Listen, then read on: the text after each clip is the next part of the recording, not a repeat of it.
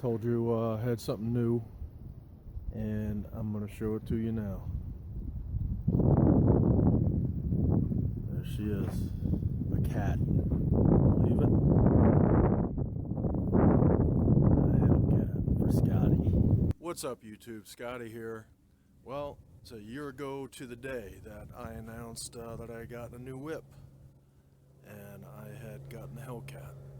Awful lot has changed, and I'm going to go over the mod list that I've done in this car in the last 12 months. So stay tuned, take a look.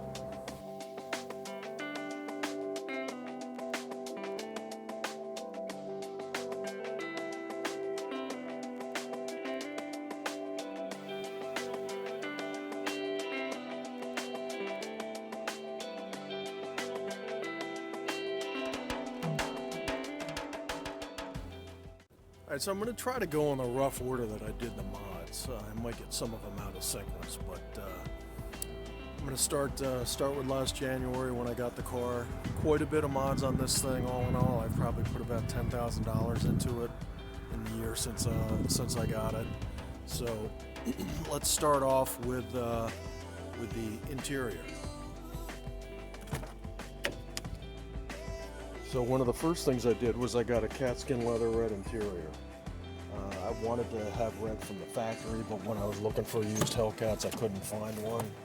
So I've been really happy with that. It's just a fantastic quality. The installation process was seamless, and I just love the way it looks. That was about just under $2,000, about $1,800. I also put on custom door sills. They are SRT with the Hellcat logo with a black weave carbon fiber. They are on the front and on the backs. I really like the way those look. I also have a taser. I know it's kind of dirty in there right now. I have a taser on that I put on, as well as OBD2 Bluetooth port sensor that allows me to use apps like Torque and get engine statistics. This is actually on an OBD splitter cable. It gives me 3 ports. I'm only using 2 of them. I also put custom trim on the dash. It's all around there, I do have the custom wheel wrap that has the red that matches the interior. I also have a SRT vinyl I put on there. So I do have a dash cam. This is a rear window mirror, or rear mirror dash cam. It straps over the existing stock mirror. It has a little camera on the side there. That's a 720p camera, but it allows me to capture front end dash cam footage without having to have another suction cup device on my window. I don't have anything in the rear. I'm going to have to get something in the rear, but for now I just have the front dash cam. I also got, for my shifter, I got a custom carbon fiber overlay. This is just an overlay with 3M tape on the back that just goes over the top. Also on the interior, I got SRT pillows and SRT wraps for the seat belts. I have the wraps in the front and in the back, so that adds a nice touch. One of the reasons I got the pillows is because when I got the seats redone by Catskin Leather, they're not licensed to do the Hellcat SRT logo, so I lost my SRT logo when I did that. So that's kind of why I got the pillows there, as well as just the comfort of having the headrest. So shortly after I got the interior done, I did the hood swap with my RT. I had gotten this Viper hood for the RT.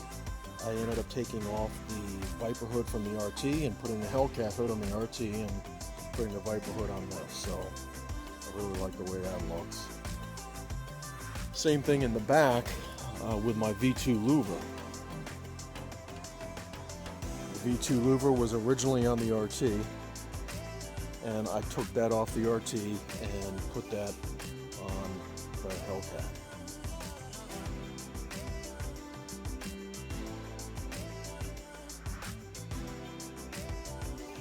Next thing I did was I got the 2018 grill package with the snorkels.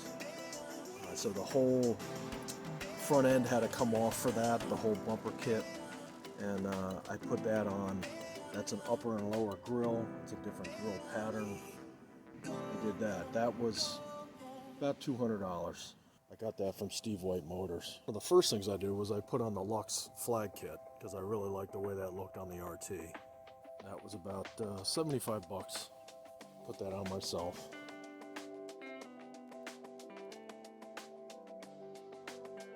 Next thing I did was I put on the rear diffuser. This was from Icon Motorsports.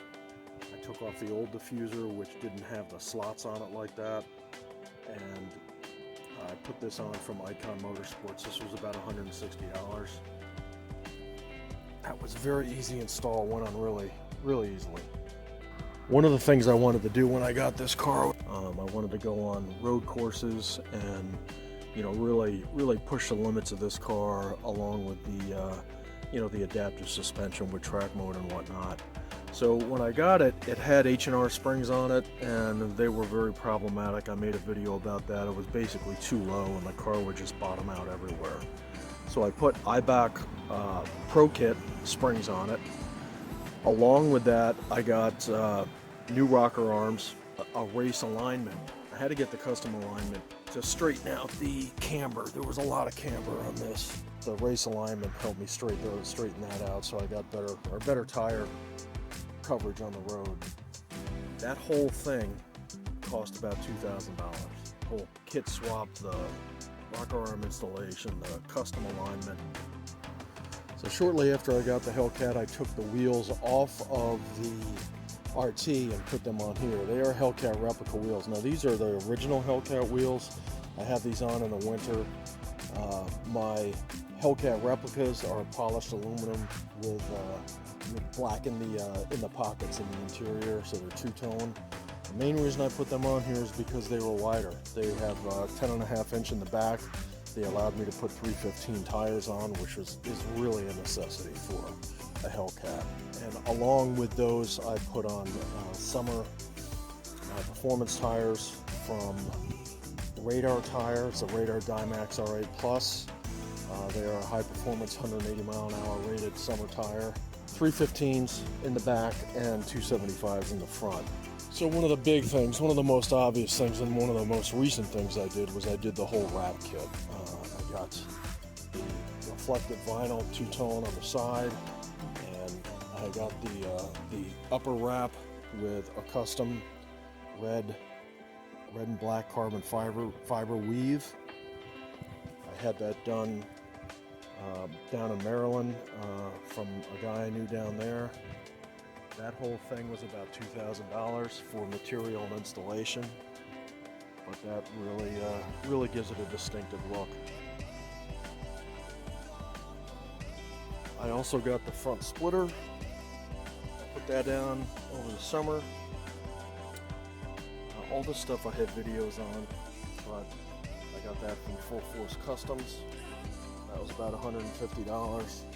I have a ton of vinyl accents. Reflective vinyl there, reflective vinyl around the edges, there along the front of the splitter. Got them on the rear view mirrors. Got them on the exhaust vents right there, on the edge of the spoiler, and on the diffuser in the back. That's all reflective red vinyl. Giving a very distinctive look at night. Some of the other badges I swapped out. That's a different badge. This is a different badge with reflective vinyl on it. I also have a different badge in the front there for the Hellcat. The Hellcat SRT logo. One of the more recent things I did was I got this from Lux Automotive. That's just the rear window. It's an SRT distress flag decal. I did add custom badging and custom vinyl to the factory wheels here, just to give the black a little bit more depth. Photos. badge there. Got the valve cap, custom valve cap. As far as the engine, I really haven't done too much. The car came with the Legmaker cold air intake, so that is still on there. I've really just added a lot of visual mods here. I got the vinyl on that. I covered certain components with the red carbon fiber. I put some, these were pre-cut decals that I put on there. I have a badge, a custom badge there that was changed. That's actually the badge that comes on the red eye. I have some vinyl there. Got a vinyl Hellcat logo under the hood. The other thing I did along with the hood swap was I put LED lighting in. I have LED lighting in the grill, top and bottom grill, up there in the side slots, so that light comes through the top of the vents, and also right here. There's an LED strip behind there.